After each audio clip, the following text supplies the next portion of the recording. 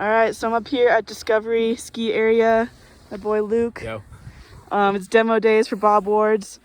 We're doing the unthinkable. This is the Nidecker Odyssey 151 with Flow Mayo Plus, I think, something like that, bindings.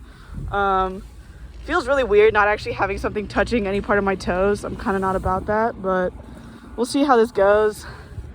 Pretty fat nose, pretty directional board. There's a little bit of powder, so hopefully we'll try and float on it a little bit. Stay tuned, we'll see what happens. All right, first run's in the books. We did a little bit of tree runs, a little bit of groomer, got in a little mini pipe. Mini pipe? Yeah, the first thing, the bindings I struggled with, just getting them on. Even when they were pretty loose, I had a hard time actually sliding my foot all the way in. And then I had to tighten them down anyway. And I just feel like even once I kind of got used to them, if I had a bigger size binding, I just find it hard to believe that I'm actually gonna have those straps as tight as I want them to be and still just be able to instantly slide my foot in, which kind of defeats the whole purpose of the rear entry system. It's supposed to be super convenient. It took me a lot longer to get these on than it does just my regular straps. So maybe that's user error, I don't know, but I was not really a fan. I felt like it was kind of hard too to just feel the overall performance of the board, because I felt like without having any contact over the cup of my toe, I was having a hard time making any kind of torsional flex happen. I don't know if the board is torsionally stiff or if it's the bindings, hard to say. Overall, the board was actually kind of fun. It's super lightweight though, so doesn't feel the most stable. Any kind of speed, definitely got a bit of chatter in the nose, kind of flopping around.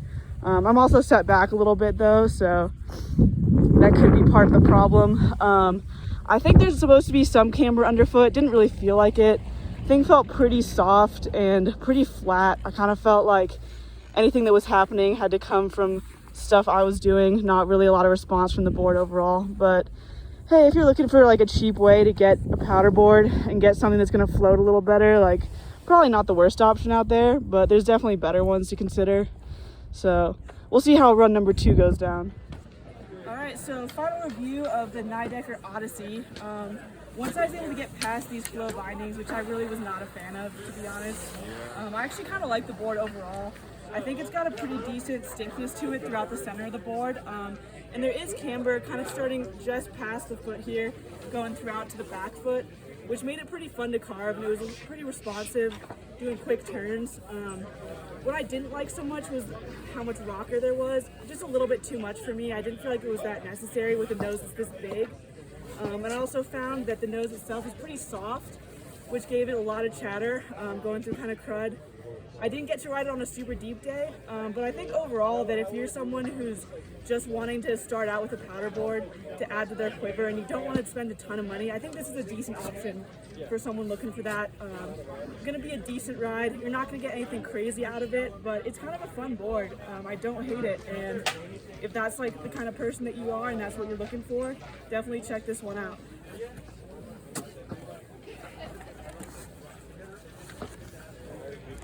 All right, here we are. This is board number 2 of the day. This is the Rossignol Diva 148. I have my unions back, thank God. If you've never ridden unions, you should try them. They're really awesome bindings. You really can't go wrong with any of them.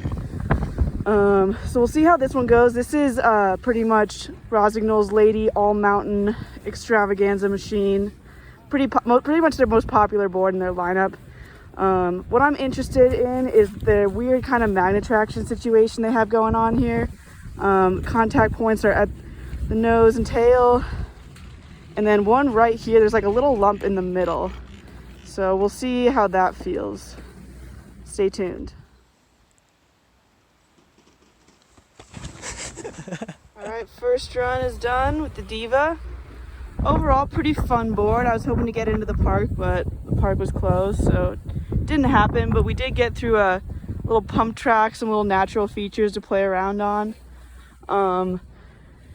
So it says on it's kind of camber between the feet. Overall, not really as much camber as I would like. Not super responsive, not a ton of pop to it, but not bad. For someone a little bit lighter, maybe a little bit less aggressive, I think this would be a really awesome board. I do kind of like the shape of it. It has a good side cut. Looking at the little bump in the middle, I did feel like it gave me pretty good grip, but it also kind of slowed me down. I felt like a little bit like I was dragging something right on my edge. So I would say if you're maybe like on the East Coast, somewhere pretty icy, this might be a really solid board if you're looking for something all mountainy. But out here in Montana, I don't think it's necessary to have the magnet traction, which on this board really is just one little bump right in the middle. But yeah, solid board overall, nice medium flex. Didn't feel as soft as I was expecting it to feel. So I'd say for that intermediate rider, this would be a pretty sweet board. All right, this is the final review of the Rossignol Diva 148. All around, it's a pretty sweet board, good for all mountain if you're kind of like an intermediate rider who's looking for something solid to get you everywhere on the hill. Especially if you're maybe like on the East Coast where there's a little firmer snow and you want a little bit of that magnet traction, but not something too aggressive, this would be a really solid board for you. Nice moderate flex, and it's got camber most of the way between the feet. I would say if you're a more aggressive rider, you want a little more camber, but if you're a beginner who's looking for something to progress your riding a little bit, I think this would be a great option. All right, last board here. This is the Rossignol After Hours 153. Kind of a directional shape to it, a little bit of setback, kind of a bigger nose than the tail. Has a pretty impressive amount of camber, honestly, and I like that there's no magnet traction this time. So hopefully we'll get in the backside of Discovery, get on some steeper stuff and some powder and see how it does. All right, well, this is definitely my favorite board of the day. Rips a lot harder than the Odyssey does. It's much stiffer. I saw online it's listed as 7 out of 10, which I actually agree with. Pretty solid all the way across the board. The camber feels really responsive as well.